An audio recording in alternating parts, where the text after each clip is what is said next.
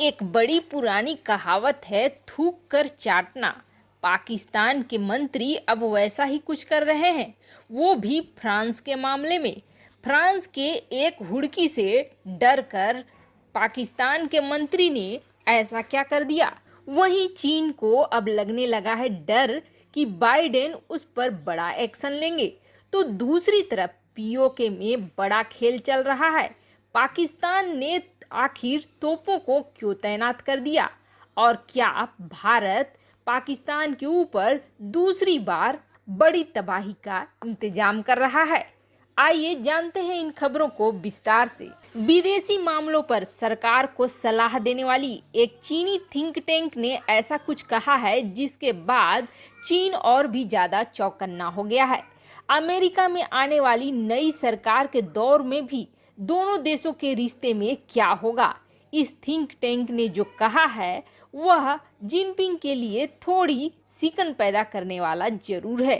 Think tank का कहना है कि चीन और अमेरिका के बीच रिश्ते अब सुधरेंगे नहीं। चीन सरकार को इस भ्रम में बिल्कुल नहीं रहना चाहिए कि जो बाइडेन के आने वाले शासनकाल में अमेरिका और चीन के रिश्तों में कोई सुधार होगा।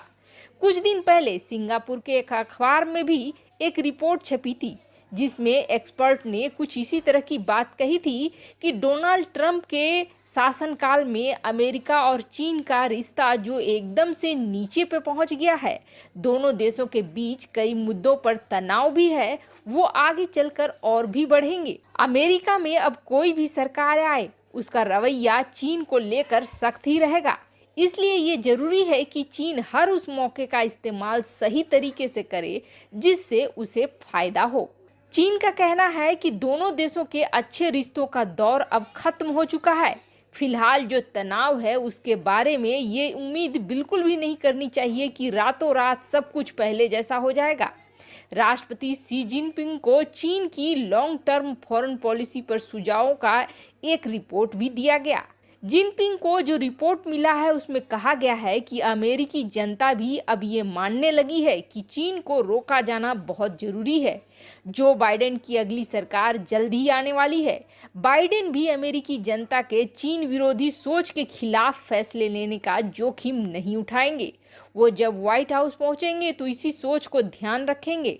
इसलिए ऐसा कहा जा रहा है कि बाइडेन के दौर में दोनों देशों के रिश्तों में बेहतरी की उम्मीद नहीं की जा सकती है।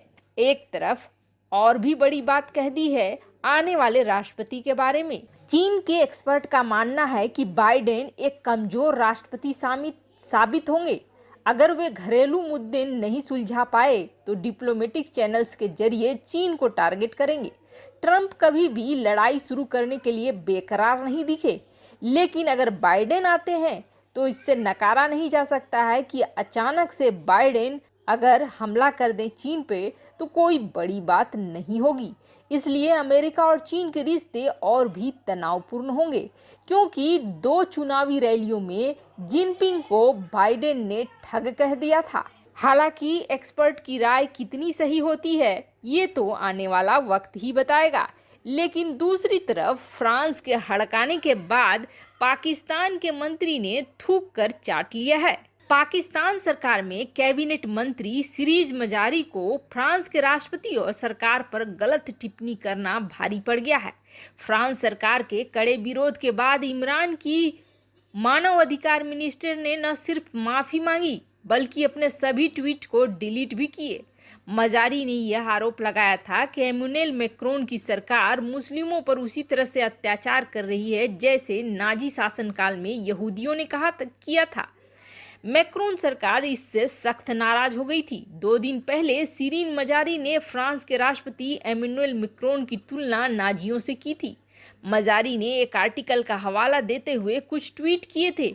इनमें कहा गया था कि मैक्रोन सरकार वहां के मुसलमानों पर अत्याचार कर रही है और यह ठीक वैसे ही है जैसे कि नाजी शासनकाल में यहूदियों पर किए गए थे। वैसे मजारी ने एक के बाद एक कई ट्वीट किए थे। फ्रांस के राष्ट्रपति पर इस तरह की टिप्पणी वहां की सरकार को नागवार गुजरी। फ्रांस के विदेश मंत्रालय ने इस्लामाबाद में अपने दूतावास को आदेश दे दिया कि वो इस बारे में पाकिस्तान सरकार से संपर्क करे और बताए कि हम अपने राष्ट्रपति के खिलाफ इस तरह की टिप्पणियां बर्दाश्त नहीं कर सकते हैं। फ्रांस के विदेश मंत्रालय ने कहा कि हमारे देश में अभिव्यक्ति की आज़ादी है, हम हर तरह के विचारों को सुनते हैं, यह एक अच्छे लोकतंत्र के लिए जरूरी है, लेकिन पाकिस्तान कैबिनेट मिनिस्टर ने जो कहा है उनको स्वीकार नहीं किया जा सकता है। जियो न्यूज के मुताबिक फ्रांस सरकार के कड़े रुख के आगे पाकिस्तान को झुकना पड़ा। शिरीन मजारी ने माफ़ी मांगी और फ्रांस सरकार ने इस माफ़ी को स्वीकार कर लिया है। इसके पहले फ्रांस के विदेश विभाग ने पाकिस्तान सरकार से कहा कि उनकी कैबिनेट मंत्री ने जो दावे किए हैं उसके सबूत पेश किए जाएं या फिर इस मामले में माफ़ी मांगी जाए। मजारी ने अपने ट्वीट में एक आर्टिकल के जरिए आरोप लगाया था कि मैक्रोन सरकार मुस्लिम बच्चों पर अत्याचार कर रही है। मजारी ने माफ़ी मांगने वाले अपने ट्वीट में कहा कि जिस आर्टिकल के आधार पर मैंने आरोप लगाए उसे भी पब्लिशर ने सुधार दिया है। मैं अपनी गलती सुधारते हुए ट्वीट डिलीट कर रही हूँ और इस गलती के लिए माफ़ी मांगती हूँ। हालांकि अंतर्राष्ट्रीय स्तर पर इससे बड़ी बेइज्जती और क्या हो सकती है। वहीं दूसरी तरफ पाकिस्तान में बड़ी हलचल मची हुई है। पाकिस्तान को ऐसा लग रहा है कि भारत एक बार फिर से एक्शन मोड में है। खासकर पीओके वाले एरिया में पाकिस्तान ने तोपों की तैनाती कर दी है, ऐसा कहा जा रहा है। वैसे आपको बता दें, हाल ही में पाकिस्तान ने घुसपैठ करने की काफ़ी कोशिश करी है, जिसको नाकाम कर दिया गया है दो बार। उल्टा भारत के एक्शन के बाद पाकिस्तानी सेना की भागने की नौबत आ गई थी, तो वहीं सुरंगों के रास्ते भारत में घुसने की कोशिश करने वाले 4 को ऊपर का रास्ता दिखला भी दिया गया। इसके बाद अचानक से पाकिस्तान को डर लग रहा है और ऐसा कहा जा रहा है कि पाकिस्तान में हाफिज अब बंकरों में छिपकर है और पूरे इलाके में सेना की तैनाती कर दी गई है। वहीं पीओके में तोपों की तैनाती कर दी गई है, क्योंकि पाकिस्तान को अब लग रहा है कि पीओके को हासिल करने के लिए भारत अब अगला कदम उठा सकता है और यह कदम बड़ा ही भयानक और बड़ा होगा, ताकि एक बार में समस्या को जड़ से हटा दिया जाए। वैसे पीओके मामले में फ्रांस भी कूद चुका है और फ्रांस भी अपनी कंपनियों को इस्टेब्लिश कर रहा है। वैसे कहा यह जा रहा है कि ये तो सिर्फ एक रणनीतिक पहल है। असल पहल फ्रांस का इजराइल का इस एरिया में साथ आने का सीधा मकसद है पीओके को भारत में मिलाने में मदद करना भारत की। वैसे दुनिया जानती है कि फ्रांस और इजराइल दोनों भारत के पक्के दोस्त हैं और दोनों कंपनियों के माध्यम से इस जगह पर पहुंच रहे हैं, तो इसका मतलब है कि इसका दूरगामी एक बड़ा प्लान है, जिसके बाद पाकिस्तान डर भी गया है और हो सकता है कहीं ना कहीं इसमें कोई सच्चाई हो। ये तो खैर आने वाला वक्त बताएगा, लेकिन जिस तरीके से मोदी सरकार पीओके को लेकर गंभीर दिख रही है, पाकिस्तान का डर सही भी साबित हो सकता है।